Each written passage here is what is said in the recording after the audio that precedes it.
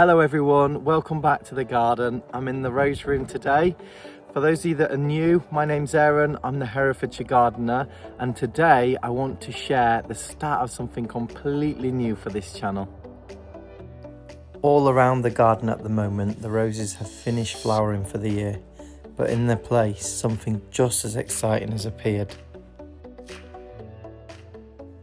These are rose hips, the fruit of the rose, and inside them are seeds. Each one carries the possibility of a rose that has never existed before.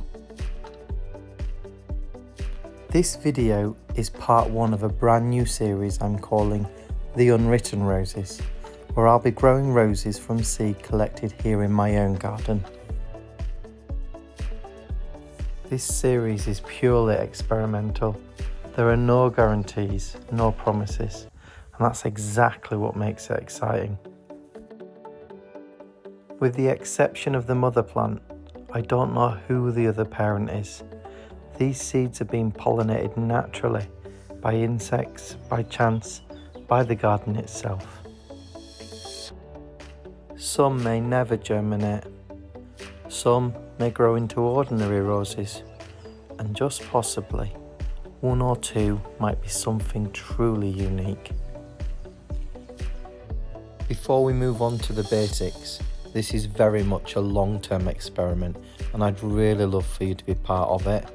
If you're enjoying the video, do consider liking it and subscribing so you can follow the journey as it unfolds. To really appreciate this experiment, we need to go back to basics and look at how roses reproduce. When a rose flower is pollinated, either by an insect or by hand, pollen from one rose fertilizes the ovules inside another.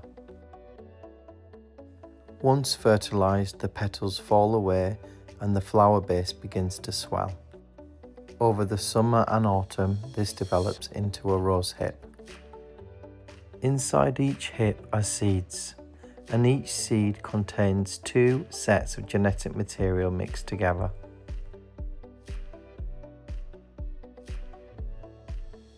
But can a rose self-pollinate? Technically speaking, yes, and this is called self-pollination or selfing. It happens when pollen from a rose fertilizes the same flower, or pollen from another flower on the same plant fertilizes it. Even though bees may be involved, genetically it's still selfing if both parents are the same plant. For this experiment though, we're working on the assumption that these seeds came from a cross between two different roses. We know one parent, the rose that produced the hip, but we don't know the pollen parent. And to understand why that's so fascinating, we need to rewind a little and look at where roses came from. Roses have been grown by humans for thousands of years, from wild species roses to ancient damasks and gallicas, right through to the modern roses we grow today. Every rose we love, every colour, every fragrance exists because of selection, chance and time. What we're doing here is stepping back into that long history and letting nature take the lead once again. So what kind of seedlings might we expect in this experiment? When seeds are produced, there's a reshuffling of the genetic material. Colour, petal count, fragrance, growth habit, disease resistance, and many more characteristics are all controlled by genetics. And it's the mixing of this genetic material that creates exciting, endless possibilities.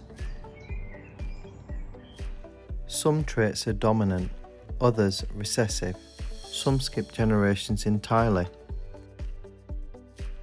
That means a pale rose can produce something deep and rich, a full rose can throw a single, and occasionally something completely unexpected appears. Now that we've covered these basics, we can move on to the practical side I'll show you exactly what I'm doing, step by step, and why each part matters. So what I'm going to do is I'm going to go around this rose room and the garden and just try and find some rose shrubs that have got some quite ripe hips on them already. So we're looking for hips that have turned colour. So, you know, you get the oranges, you get the reds. They do soften a little bit underneath the fingertips as well. The riper they are, the better. And all you do simply is you just take a nice clean pair of secateurs and just chop below the stem, pop it in the basket, and just take as many as you think you might need. I'll bag these up in just a moment's time. So this is not pruning the rose, this is just taking a few of the hips. I'll leave some on for the birds.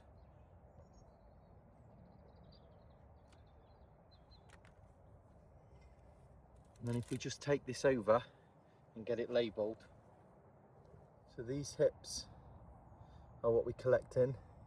And these were actually taken off of my William and Catherine rose. So if anybody's interested in roses that give great hips, especially colour, this one's definitely a winner in my view. Gorgeous white blooms. Lovely rose this is, and it's just nice to get this extra seasonal interest. So what I'll do, I'll pop that back in the basket.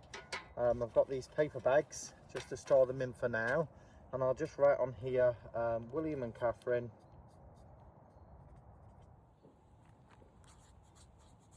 And I'll put today's date, which is the 19th of the 12th, 2025. And that'll just keep these labelled throughout the entire journey. So when I pop those in here and I consequently plant on the seeds, I've always got reference to one of the parents, that's the mother shrub, where these seeds came from. That's really important. Later down the line, possibly next year or the year after, when we start getting some blooms on these new seedlings, it'd be interesting to see if they bear any resemblance to the mother rose that they came from. So yeah, I'm excited to see what happens there. Just pop them in the bag. I've not gotten very many from this particular rose, but I think there's enough there to keep us busy. And I'll just tidy that up, pop it in the basket, and we'll move on to the next one. So I'll briefly pause just to show you some of the shrubs that have got beautiful hips. This one's my Boscobel rose, and I think they're quite pretty. Lovely orangey red hips, quite fat and chunky as well, and they do stand out from a distance. So we'll take some of these.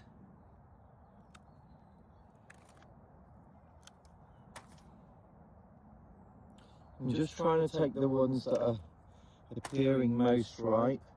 They should feel slightly soft under finger, and they certainly should have some nice colour to them. I love Boscobel, this rose is absolutely amazing. Some of them are a little bit rotten already. The birds have perhaps had a go at some of the hips. There's even a few blooms still waiting to come out on this rose.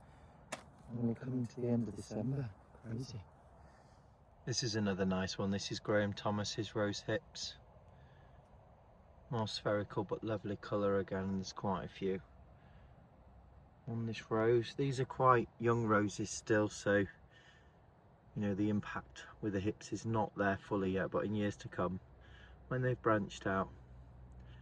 Just lovely looking at these at this time of year. Now if you want a rose with gorgeous orange hips and lots of them, then Elizabeth from David Austin is definitely a rose for you. She's advertised as a shrub rose, but she grows so big. Look at all those gorgeous hips. Love the shape of them too. Beautiful. These ones are perfectly ripe. Just a little bit of give when you squeeze them. Really, really pretty.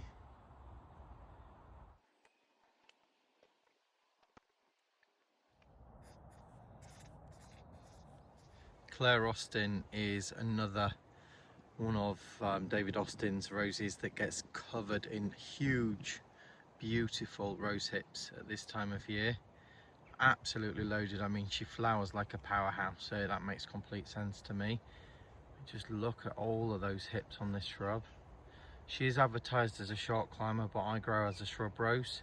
And in fact, this year, she's going to be getting pruned down quite hard to be at a slightly lower level in 2026. I experimented last year, just let her go a little bit higher, but I think she's better compact because she's got very long stems, but those hips are absolutely gorgeous.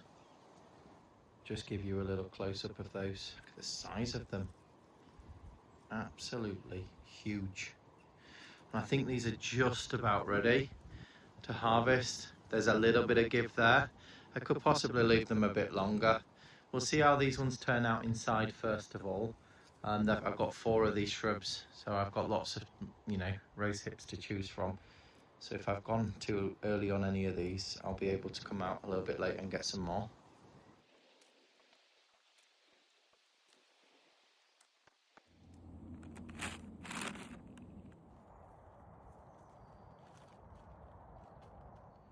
Here's another rose with beautiful hips. This is the Poet's Wife, a stunning soft yellow rose from David Austin.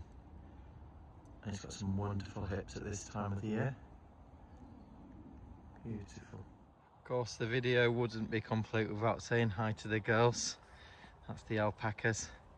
We're very interested in what Daddy's doing today, aren't you girls? Daisy, Fern and Chicory's up in the barn. Good morning, Daisy. Hello, Princess. What's Daddy been doing? Have I been collecting some rose hips, girls? We've got some exciting new roses to grow, haven't we? Yes, we have. Gorgeous girl. Hello, Princess. Daddy's going to come and get you some food in a bit, okay? That seemed like a good idea. You just enjoy the sunshine this morning, Daisy. And have a nice scratchy on that post.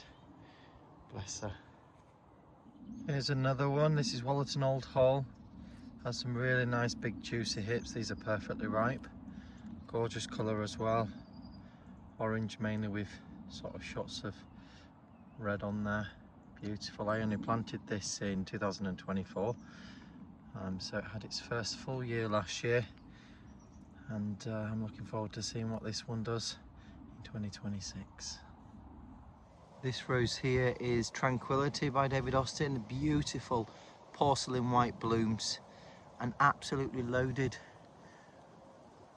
with orangey red hips in the autumn and winter.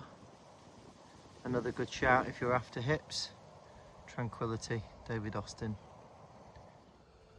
Now that we've gathered what we need from the garden, it's time to head indoors and begin preparing the seed.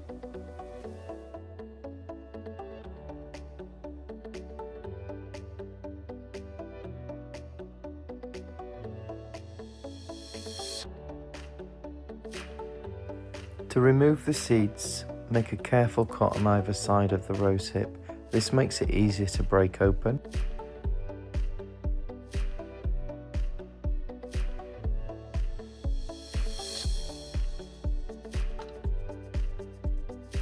Then just carefully remove the individual seeds. Take care and try not to damage the outer coating of the seed. Once removed from the hips, rinsing them thoroughly is an important step. Using a fine grade sieve with a soft base means I can carefully work the seeds against it, helping to remove any remaining pulp without damaging them. The flesh of the rose hip contains natural growth inhibiting compounds, along with sugars that can encourage bacteria and fungi to grow. By washing the seeds clean, we're removing these inhibitors and reducing the risk of mold during stratification, giving each seed the very best possible chance to germinate. After cleaning the seeds, I use a simple water test. Seeds that sink are usually heavier and better developed inside. Floating seeds often contain air spaces or incomplete embryos. It's not perfect, but it improves the odds. It's really easy to remove and discard the unwanted seeds. Even after rinsing, microscopic spores still cling to the seed coat. A 10 to 15 minute hydrogen peroxide soak helps to break down the remaining pulp residues, remove invisible biofilms, and leave the seed coat cleaner and less hospitable to pathogens. Hydrogen peroxide breaks down into water and oxygen, and that oxygen release can improve conditions right at the seed surface.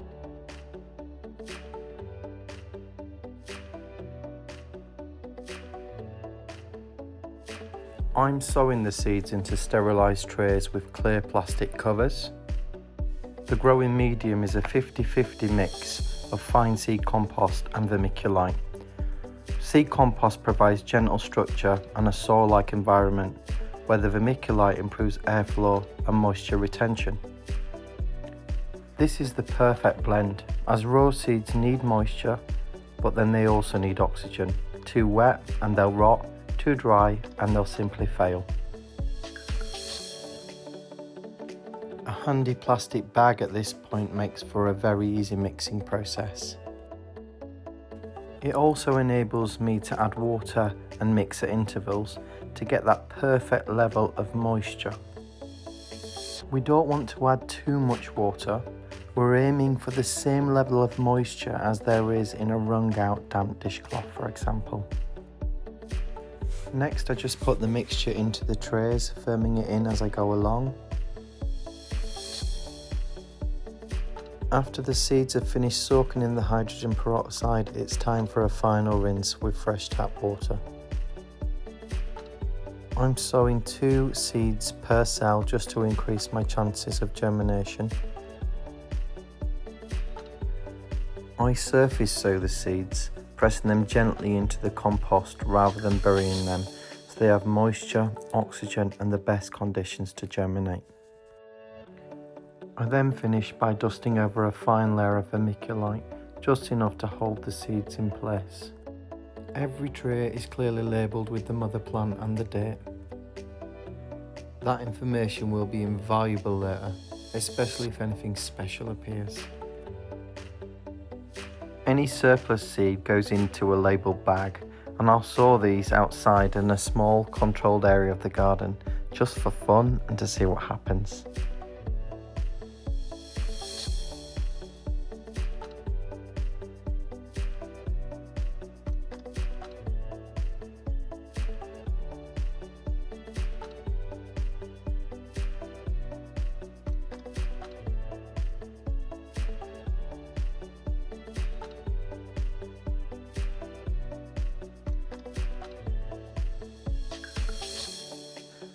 Rose seeds won't usually germinate without a period of cold.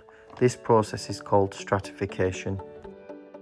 And in nature, seeds fall to the ground in autumn, experience winter and only germinate when spring arrives. Cold breaks dormancy and tells the seed that it's safe to grow. This stage is about temperature and moisture, not light. The cold breaks physiological dormancy. It alters the hormone balance inside the seed, which unlocks the embryo so it can grow later. Placing the trays into the refrigerator will mimic a winter. A nice 1 to 5 degrees Celsius is perfect for about 12 weeks to break dormancy. Simply check on them every few weeks to see if any of them have sprouted and if there's any issues such as mould, and just deal with it effectively to reduce spread to other parts of the tray. If you find any that have sprouted early, simply prick them out and pot them on. Keep them in a frost-free area out of direct sunlight. And that's where the first chapter ends. In the next video, the Unwritten Roses Part 2, we'll open these trays again. We'll see what's germinated, prick out the seedlings and start the next stage of their journey. If you'd like to follow along, make sure you subscribed, and I'll see you very soon back here in the garden. Thanks again for watching. Take care.